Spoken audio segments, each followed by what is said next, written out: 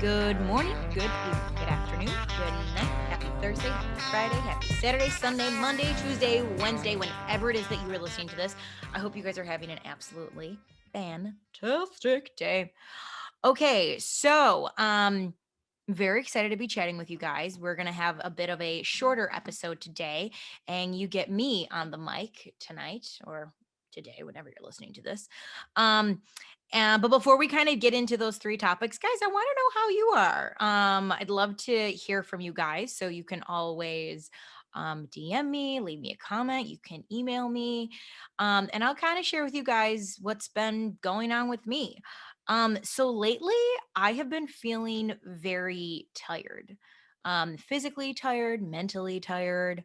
I kind of feel like I'm in a little bit of a slump right now, to be honest, which is kind of another reason why I feel like I've been slagging on this because a lot of my like creative juices just aren't flowing the way that they once did. Um, and I think this could be for a number of reasons. My work schedule is kind of back in full force. I'm back to working like, you know, 50 hours a week. And they're long days. So by the time I get home, I find myself just wanting to be a couch potato and watch the Vampire Diaries, which I've restarted.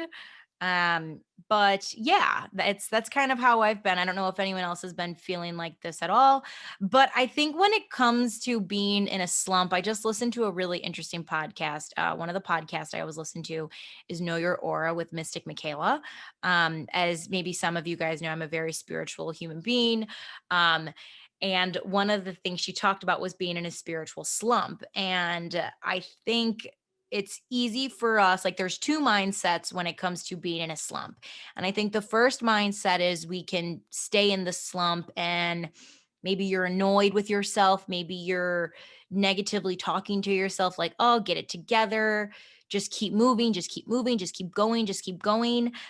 And then there's the second mindset. And the second mindset is that you sit in the slump and you listen to the slump and listen to what it is. Maybe your body's trying to tell you a message. Maybe it's saying, like, y'all need to slow down.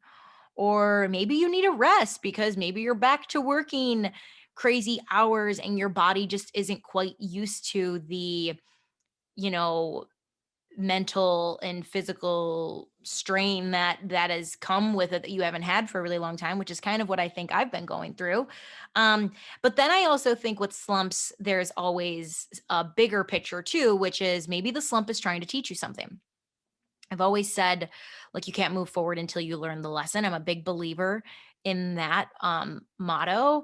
And sometimes when we don't listen to our mind, our body will take it out in ways for us to like legitimately be like, whoa, whoa, whoa, whoa, whoa, Nelly.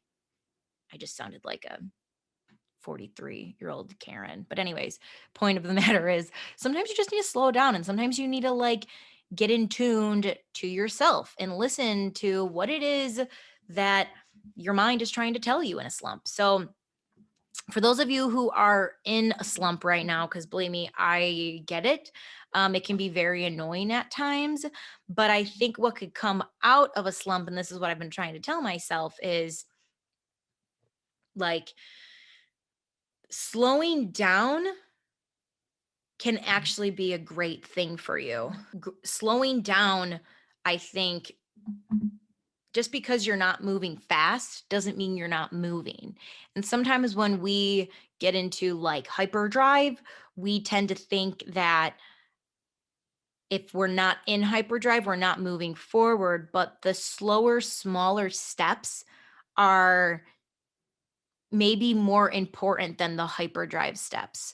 So if you are in a slump right now, or maybe you're just tired, because believe me, I have been there. My sleeping schedule has been awful. I also think it might have partially to do with like being sick. I don't know. Don't have the Rona. Okay, all good there.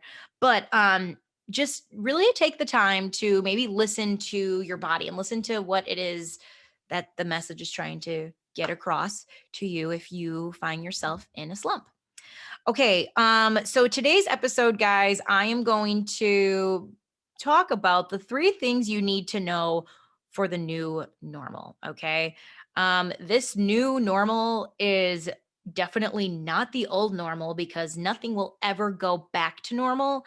And I think it's funny because we all like to talk about like everything's back to normal, everything's great. Oh my God, like life is back to normal. Guys, we all as a world went through a global fucking pandemic. And I know none of us want to talk about it, but none of us are the same as we were, okay, post this pandemic. So I'm going to take you into the 3 things I think are super crucial for you to know as we re-enter society, as we develop into this new normal. Okay. But before we get into that, I have 2 things I just want to share with you guys really quick. So, first thing is if you are watching this, you know, I always have a candle on my bar. You know, I love having candles in my home. And the only candle I trust to have burning in my home is LYW candles. I'm going to light it on her. Ooh, that's a big flame. We are not having a repeat of setting my house on fire. Can we get her? Yes, we can. Ooh, that was close. Okay. Probably shouldn't play with open flames when filming again, right? But like it's me, guys. I don't give a shit.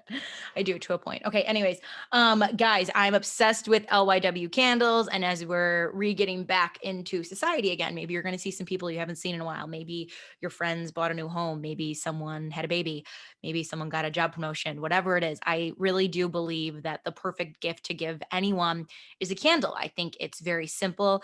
I think that when a candle is lit, they're going to think of you. And the one candle that I am absolutely like loving right now by LYW is their Marg candle, which is fresh lime, sea salt, and agave. It instantly makes my home smell like like a beach paradise and like an oasis. And I think it's fantastic because I'm not quite traveling yet as much as I would like to. So guys, LYW is kind enough to give you 20% off your next order using promo code Bar Talk 20. So head on over to their Instagram account, which is LYW Candles, or you can go to their website, which is lywcandles.com, and get 20% off your next order. And then guys, lastly, if you are enjoying this podcast, I would love it if you would leave a review. I would love it if you would subscribe, whether that's on Apple Podcasts, Spotify, Google Play, wherever you listen to podcasts. Get the notifications when new Bar Talk episodes come out. I try to keep it as consistent as possible every Thursday for you. And then, guys, if you are on social media, we are on Facebook, we are on Instagram, we are on YouTube. Subscribe to YouTube. Follow us on Facebook and Instagram. Share it with your friends. We are growing. I would love to have more people come to the bar if possible, and we'll have a fun conversation, learn a little bit about life, and let's have a good drink while we're doing it. Okay. All right. So my 3 tips for things you need to know for the new normal. Number 1, is the world opened up? Yes. Are restaurants fully opened up? No. So let me go ahead and break this down for you guys. It's probably been a headline in a lot of mainstream medias. We all have a friend who works in the service industry in some way, shape, or form, and you've probably heard them say, pretty often now how short-staffed it is. If you've gone around to any of your favorite coffee places, any of your favorite local watering holes, your favorite restaurants, they've talked about how difficult it has been to hire. And what has been, again, I think there's a multiple reasons for restaurants being short staffed, and I think some of them have to do with the following. I think a lot of people are still on unemployment, which sucks, but it there's that. The second one is a lot of people I think have left the restaurant industry. I think if there's one thing I've learned in the last year, it's that as much as I love this industry, and as much as I am so grateful for every person I've met, every opportunity I've had, I've also learned that this industry is not a sustainable lifestyle. So as I am in the process of trying to go to the next chapter, um, I am still in this current chapter. And I think many people who, there is a lot of people who have just left this industry and have gone to a new chapter because they've realized that this is not sustainable when you make your money via tips, and you don't know how consistent your paycheck is going to be. And then you go through a global pandemic where some people, I didn't have an income for 5 months, guys, and I was unemployed for 7. It really makes you reevaluate what it is you need to do. So I think a lot of people in the industry have just left. I really do think people have just kind of gracefully walked out, and there's that.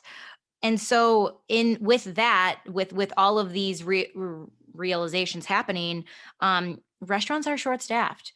And what they're trying to do is they're trying to avoid burnout right now. And it's hard when you work, you know, you're on your feet all day, you're working maybe 12 hours. You hopefully get a 30-minute break as much as the law says you should. A lot of times restaurants don't have the time to give you a full break, as like awful as that sounds. Um, and so what these restaurants have been trying to do is they're trying to they're to avoid burnout, they're cutting their hours down. So a lot of times they're not staying open as late as they once did.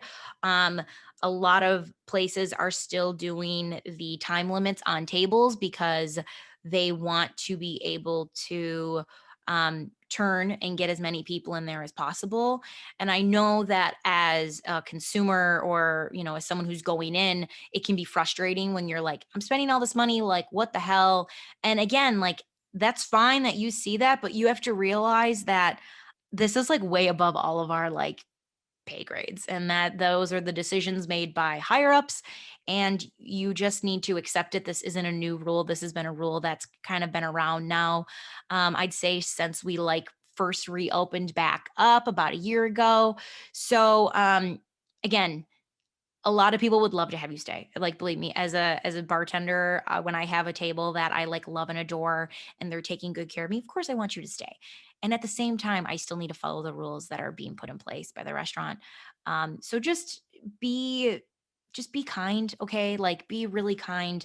Um, and don't take your drinking frustrations out on the staff. We're all happy to see you, and they don't need your fucking bullshit. Okay. So, like, please, that's all I ask. Be kind. But a solution for you, because I don't like to just complain, I like to give solutions as well. Guys, have after hours. Okay. Before you go out, buy a case of beer, buy a fat bottle of tequila, a good bottle of bourbon, whatever the hell it is. Go back to your one friend's place who always has the after hours, who has maybe the neighbor or the tenant who lives above or below them that doesn't care that you're going to be drinking until 4 in the morning. Okay. Do that instead. It's a lot more fun. It's a lot more chill. It's much more of an intimate setting. Okay. So do that. And again, just realize that we're slowly, again, the world is open back up. Restaurants are not fully there yet. So be patient with them, be patient with the service staff. They're dealing with enough bullshit. Believe me, I'm dealing with enough bullshit. I really don't need to hear it from you. I don't. Okay. Um, and you can complain to me and I'll listen. But the truth of the matter is there's literally nothing I can do. Okay. That's number one. Number two, and I think this might be the most important thing of them all, not every person you once knew is the same person. Okay. Let me say that again. Not every person you once knew now is the same person. For some reason, I think we're so excited about going back to normal that we haven't fully addressed the fact that I'm just going to call it the new normal, um, has changed a lot of people. Okay, guys, a lot of us were locked in our homes for a very long time, with minimal human interaction. And when you're by yourself, when you're in solitude, a lot of that times you hear one voice, and that is your inner voice. You can call it whatever you want. Your gut, that gut feeling. Glennon Doyle calls it her heart voice. I like to call it my heart voice. Um, but I know for myself at least, I have addressed things that I have probably been avoiding dealing with now for a very long time. And the truth of the matter is, um, maybe the people that you once knew, they don't fit the boxes anymore. Like they don't fit the box as like the funny friend or the drunk friend or the one who could stay out until 4 in the morning or the uber sensitive one or the comedian. People don't fit the boxes that we once put them in. Um, and, maybe this person who or maybe you are this person, maybe the growth that you've had could help inspire someone, or maybe the growth you've seen in a friend could help you, like seriously. And I think all you have to do is ask them a question, like a simple question of, how have you changed during this time? And the truth, guys, is if you ask that to a lot of your people, every single one of them is going to say that they've changed. Okay. I've changed. I am not the same person that I was in March of 2020 compared to June of 2021. Two different people. Okay. And I'll just give you some ways in which I've kind of changed or I've grown, I've evolved. Um, I have gotten very in tuned to my spirituality. I have been um, listening more so to that like inner voice, that gut feeling, and listening to that voice has helped me um better navigate the journey that I'm on. And with that, guys, I've realized that like I really don't want to go out. Now, that's going to sound really fucking weird coming from me, a bartender who works who works with people, okay? I say this and and please know it's like it's such a weird balancing act. I love people and at the same time I fucking hate people, okay? And maybe you can relate to this. I don't know. But what I do know is that if I didn't work in the service industry, if I wasn't a person whose job involved being around people, I don't know if I'd ever be around people, because this last year has made me realize that I actually really enjoy my like me time and my alone time. And I have a lot of just enjoyment being by myself. And that sounds so strange. I totally get that because anyone I think who knew me, I was out all the time. I loved being around people. I love socializing with people, and also understand that I still love to do all of those things. And I still love to also be at home too. So it's a very weird balancing act that I'm trying to learn and figure out and navigate. Okay. Um, the other thing I've also learned, and another area in my life in which I've changed is, guys, I don't feel the need to have meaningless conversations. Like, at fucking all. I don't care. I don't want to talk about anything that isn't of substance. Okay. And it's a strange thing because like I like to go deep. I like to go there. I want to have those kind of conversations. To be honest, I'm at this point now where they're the only kind of conversations I really want to have, okay? And I still don't mind talking about like, some fun things, but like most of the time I just have a very difficult time like conversating with people now. Um but I'll say this has probably been the biggest change in my life. I've learned who are the people I want to give my energy to. Okay. I don't know if anyone can relate to that, but I just know that I have a l- I just I know who my people are, and I like them, and they're who I want to be around. So again, maybe you're one of those people who has changed, who's listening to this. And it's not easy, I think, to tell people that you've changed. I know for me, I had a really hard time just like admitting that with like my family, like, guys, I'm not the same. I'm not the same person I once was. Um, but I think the people who know you, they see it. And I think my family has seen it in me. Even think some of my really good friends have seen it in me. And maybe you're nervous to share this with others. I get it. But it is your job to put yourself first and be on the top of your priority list, guys. Okay? You have to.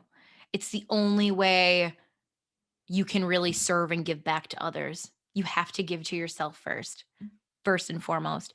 And maybe that was the conclusion you've came to in this last year, is that you need to be your top priority and you need to take care of yourself. That is something that I've realized. I've realized that if I want to give to my family, to my friends, to you guys, I need to take care of myself first, because none of it, like I can't do anything else unless I'm taking care of me. Okay. So I would say, if you're in this boat where you are the person who's changed, okay, confide in someone that you trust and just maybe talk to them about like how you've changed. Because I'll say this, a lot of people see it more than you care to admit. Okay.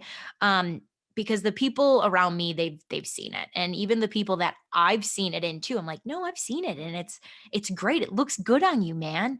Um, and guys, we're always growing, we're always evolving. Growth is a great thing.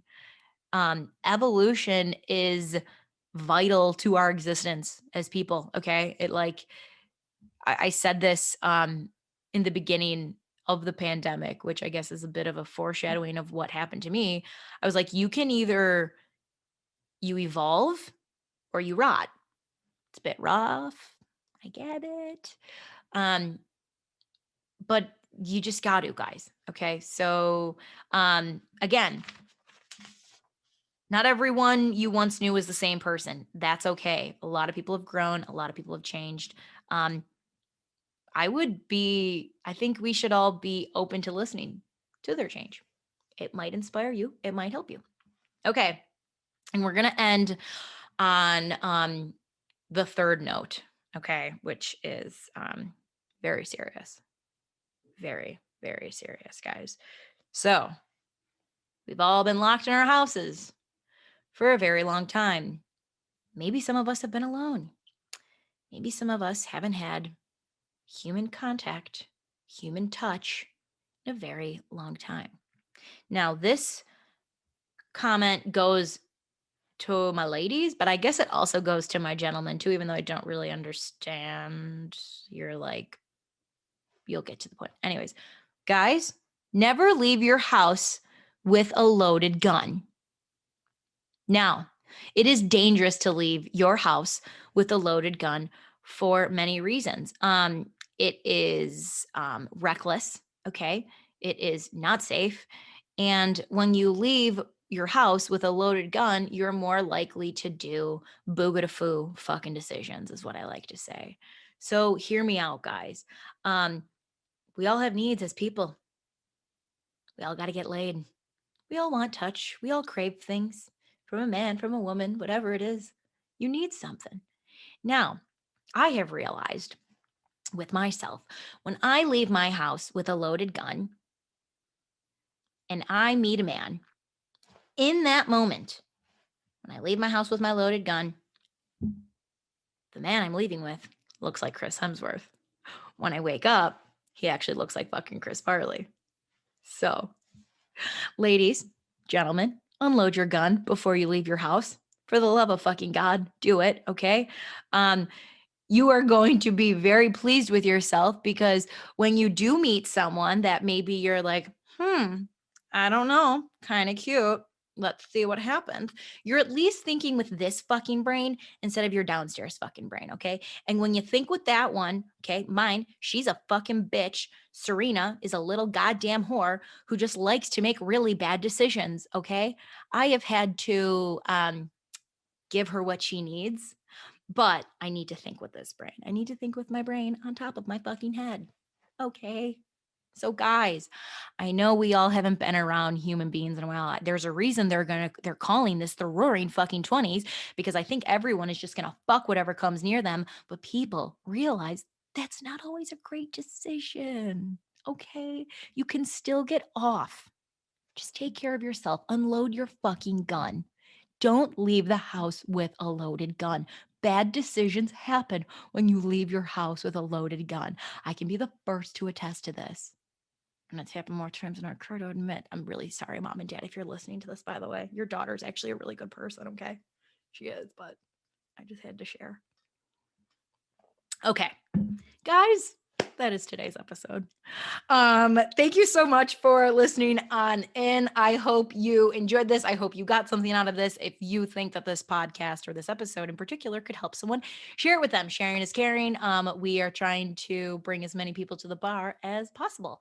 So I'm going to leave you guys with two quick ending points. I've had this idea in mind and I wanted to like throw it out to you and see if you guys would be interested. I have been thinking about doing like a bar talk live episode where basically we would do a live episode at my family's bar. And I've always said this, that one of the things I love about bartending is I never know what kind of conversations I'm going to have with people. They keep me on my toes. And I think it would be a lot of fun to have you guys be my guest, completely open mic, talk about whatever you want to talk about. And I think it could be a really fun episode to do. So if this is something that you guys would be interested in, please let me know. I've had a date in mind and maybe we do a little something. So anyways, if you guys would love to do this, let me know. I'm thinking about maybe doing it next month. So more details to follow. Stay tuned. And then guys, we will end this episode the way I end every episode. Take the time today to realize that we have more in common with each other than we have different. I will see you next time. Take care.